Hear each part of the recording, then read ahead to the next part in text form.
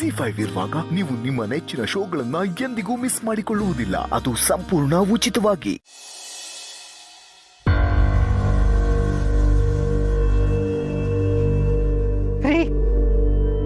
ನೀವು ಮನುಷ್ಯರಾಗಿ ಬದಲಾಗಿದ್ದೀರಾ ಅನ್ಕೊಂಡಿದ್ದೆ, ಖಂಡಿತ ಇಲ್ಲ. ಕೋಸುಂಬೆ ಬಣ್ಣ ಅಷ್ಟೇ ಬದಲಾಯಿಸೋದು, ತಾನ್ ಬದಲಾಗೋದಿಲ್ಲ. ಆಸ್ತಿಗೋಸ್ಕರ ಸಂಬಂಧಗಳ ಜೊತೆ ಆಡೋ ನಿಮ್ಮಂಥವ್ರನ್ನ ದೇವರು ಯಾವತ್ತೂ ಕ್ಷಮಿಸಲ್ಲ, ತಿಳ್ಕೊಳ್ಳಿ. ನೋಡಿ, ನನಗೆ ಮಗಳು ಸಿಗ್ಲಿಲ್ಲ ಅಂದ್ರೂ ಪರವಾಗಿಲ್ಲ, ಆದ್ರೆ ನಿಮ್ಮಂಥವ್ರಿಗೆ ಅಪರಂಜಿ ಅಂತ ಹುಡುಗಿ ಮಗಳಾಗಿ ಬರೋದು ಬೇಡ.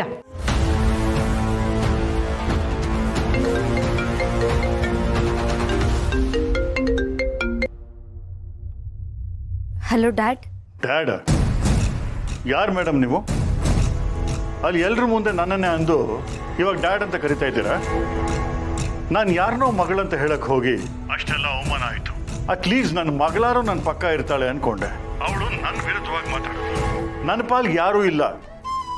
ಡ್ಯಾಡ್, ನನ್ನ ಮಾತು ಕೇಳಿ.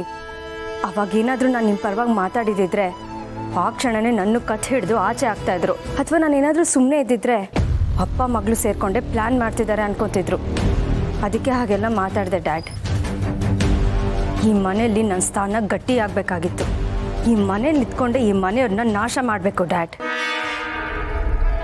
ನಾನು ಈ ಮನೆಯಿಂದ ಆಚೆ ಬಂದುಬಿಟ್ರೆ ನಮ್ಮ ಕೋಪ ಕಮ್ಮಿ ಆಗಲ್ಲ, ಈ ಮನೆಯವ್ರನ್ನ ಏನು ಮಾಡೋಕ್ಕೂ ಆಗಲ್ಲ. ನನ್ನ ರಕ್ತ ಕುದೀತಿದೆ ಡ್ಯಾಡ್. ನನ್ನ ಕಣ್ಮುಂದೆನೇ ಆ ಮಾಧವ್ ಅವರು ನಿಮ್ಮ ಮೇಲೆ ಕೈ ಮಾಡಿಬಿಟ್ರು. ಇನ್ನು ಆ ಪೂರ್ಣಿ ನಿಮ್ಗೆ ಹೇಗೆಲ್ಲ ಬೈದು ನಿಮ್ಮನ್ನು ರಿಜೆಕ್ಟ್ ಮಾಡಿಬಿಟ್ಲು. ಬಿಡಲ್ಲ ಡ್ಯಾಡ್, ಇವ್ರು ಯಾರನ್ನೂ ನಾನು ಸುಮ್ಮನೆ ಬಿಡಲ್ಲ. ಒಬ್ಬೊಬ್ಬರಿಗೂ ನರಕ ತೋರಿಸ್ತೀನಿ. ನಿಮಗೆ ಅವಮಾನ ಆಗಿದ್ದ ಮನೆ ನಾಳೆ ದಿನ ಸ್ಮಶಾನ ಆಗಬೇಕು. ಎಲ್ಲರೂ ಕಣ್ಣೀರಲ್ಲೇ ಕೈ ತೊಳಿಬೇಕು. ಹಾಗೆ ಮಾಡ್ತೀನಿ. ಹಾಗೆ ಮಾಡಲಿಲ್ಲ ಅಂದರೆ ನಾನು ನಿಮ್ಮ ಮಗಳು ಅಲ್ಲ ಅನ್ಕೊಂಬಿಡಿ. ಪೂರ್ಣಿ, ನಿನಗೆ ಹೇಗೆ ಸಮಾಧಾನ ಮಾಡಬೇಕು ಅಂತ ನನಗೆ ಗೊತ್ತಾಗ್ತಾ ಇಲ್ಲ. ಸಮಾಧಾನ ಮಾಡೋ ಧೈರ್ಯನೂ ಇಲ್ಲ.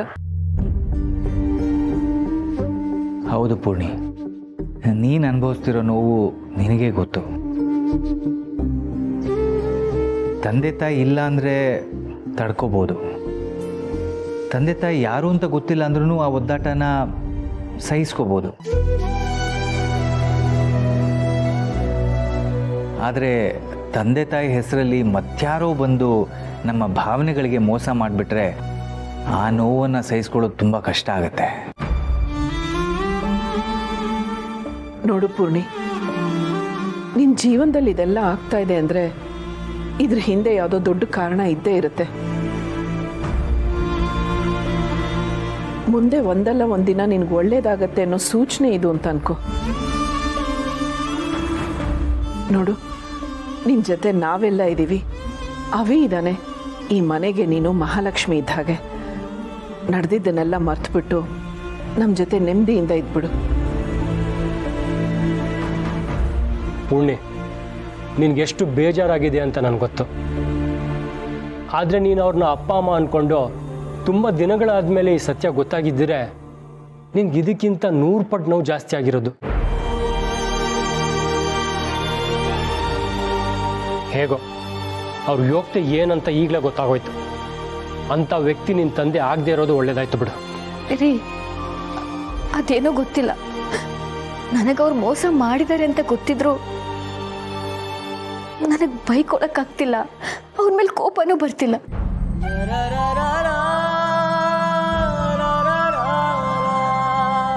ಸರಿನೋ ತಪ್ಪೋ, ಸತ್ಯನೋ ಸುಳ್ಳು, ನನ್ನ ಹೃದಯ ಅವ್ರನ್ನ ಅಪ್ಪ ಅಮ್ಮ ಅಂತ ಒಪ್ಕೊಂಡ್ಬಿಟ್ಟಿತ್ತು ಅನ್ಸುತ್ತೆ.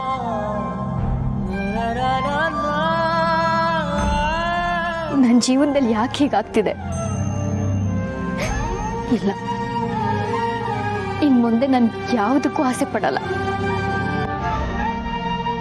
ಇಷ್ಟು ವರ್ಷ ನನ್ನ ತಬ್ಬಲಿ ಅನ್ಕೊಂಡು ಹೇಗಿದ್ನೋ ಇನ್ ಮುಂದೆನೂ ನನ್ನ ತಬ್ಬಲಿ ಅಂತ ಸಾಯೋವರೆಗೂ ಇದ್ಬಿಡ್ತೀನಿ.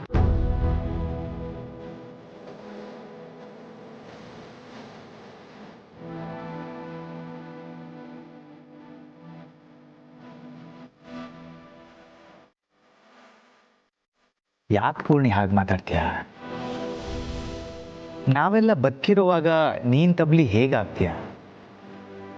ನೋಡು, ನಿನ್ನನ್ನು ಹೆತ್ತಿರೋರು ಯಾರೇ ಇರ್ಬೋದು, ಆದರೆ ಅವ್ರಿಗಿಂತ 10 ಪಟ್ಟು ಜಾಸ್ತಿ ಪ್ರೀತಿ ತೋರಿಸೋ ತಂದೆ ಸ್ಥಾನದಲ್ಲಿ ನಾನಿದ್ದೀನಿ.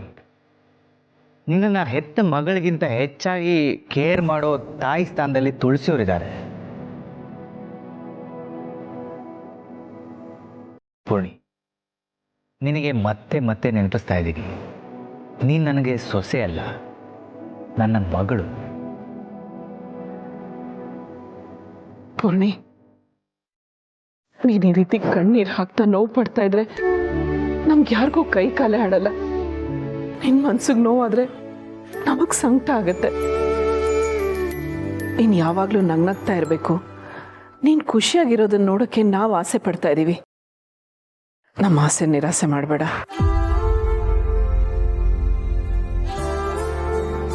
ನಮಗೋಸ್ಕರನಾದರೂ ಇದನ್ನೆಲ್ಲ ಮರೆತು ನಗ್ನಗ್ತಾ ಖುಷಿಯಾಗಿರು ಪೂರ್ಣಿ.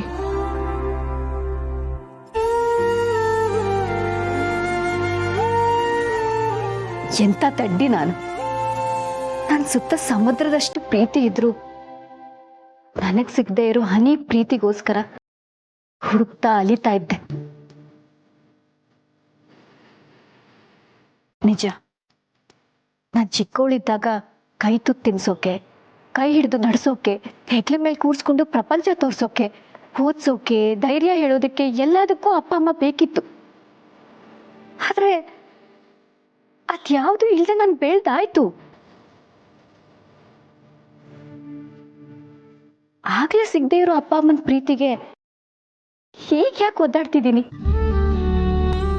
ಇಲ್ಲ, ನನಗೆ ನೀವ್ ತೋರಿಸೋ ಪ್ರೀತಿಗಿಂತ ಇನ್ನೂ ಜಾಸ್ತಿ ಪ್ರೀತಿ ಹೇಗ್ ಸಿಗೋಕ್ ಸಾಧ್ಯ?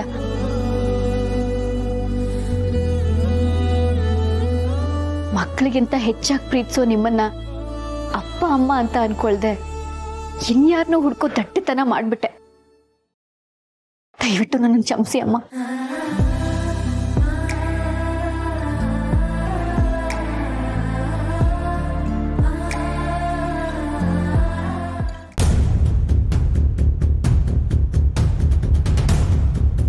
ನಿಮ್ಮ ಡ್ಯಾಡ್ ಇಷ್ಟೆಲ್ಲ ಚೀಪಾಗಿ ಯೋಚನೆ ಮಾಡ್ತಾರೆ ಅಂತ ನಾನು ಅನ್ಕೊಂಡೇ ಇರಲಿಲ್ಲ.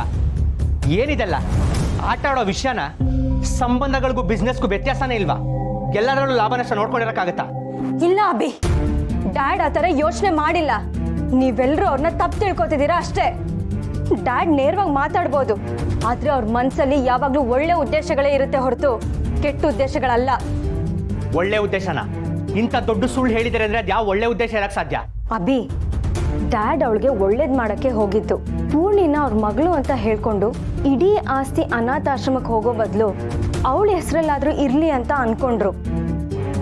ಆಗ ಪೂರ್ಣಿಗೆ ಆಸ್ತಿನೂ ಸಿಕ್ತಾಗಾಯ್ತು, ಅಪ್ಪ ಅಮ್ಮನ ಪ್ರೀತಿನೂ ಸಿಕ್ತಾಗಾಯ್ತು ಅನ್ನೋ ಉದ್ದೇಶ ಇಟ್ಕೊಂಡು ಇಷ್ಟೆಲ್ಲ ಮಾಡಿದ್ದಾರೆ.